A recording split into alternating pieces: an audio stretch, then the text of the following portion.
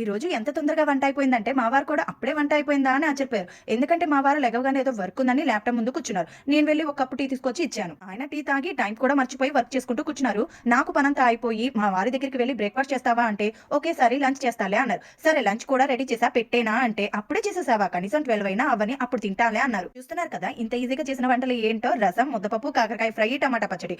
అమ్మయ్య ఈ రోజు ఇంకో పని కూడా తగ్గిందండి. అదేంటంటే దోశలోకి పల్లి పచ్చడి చేయటం. ఎందుకంటే మా వారు బ్రేక్ఫాస్ట్ చేయలేదు కదా. అయినా దోశలోకి టమాటా పచ్చడి వేసుకొని తింటే దోసల మీద దోసలు వేసుకొని నోట్లో పెట్టేసండి. అంత ఇష్టం నాకు. వంట పని అయితే ఈజీగా అయిపోయింది కానీ ఒకసారి షింక్ చూడండి నిండిపోయింది. ఏ పనైనా తగ్గించుకోవచ్చు కానీ ఈ అంట్లను షింక్ లో వేయడం మాత్రం తగ్గించుకోలేనండి. ఇంట్లో అంట్లు పడకుండా ఇల్లే ఉండదనుకుంటా. ఈ అంట్లు తోమే సమస్య నాకు ఒక్కదానికే కాదండి ప్రతి ఒక్క ఆడవారికి సంబంధించింది. పాపం నా ఫ్రెండ్ ఈ మధ్య అంట్లు తోమటానికి పనమ్మాయిని పెట్టుకుంటే 4 రోజులు మంచిగా చేసిందంట. పాపం తను కూడా రెస్ట్ తీసుకుంది. నా ఫ్రెండ్ సడన్ గా పండక్కి ఊరికి వెళ్తున్నా ఊరు వెళ్లి మళ్ళీ వస్తానులే అని చెప్పిందంట. మళ్ళీ ఆ ఇంటి మొహం సాయి కూడా చూడలేదంట. ఎందుకంటే మా ఇంట్లో అన్ని అంట్లు పడతాయని చెప్పింది నా ఫ్రెండ్. ఆ అంట్లు చూసి పనమ్మాయికి కూడా భయం వేసి ఉంటదిలే అంది. చూసారా ఇంట్లో అంట్లు తోమే పనిని ఇంట్లో ఇల్లాలు మాత్రం తప్పించుకోలేదు.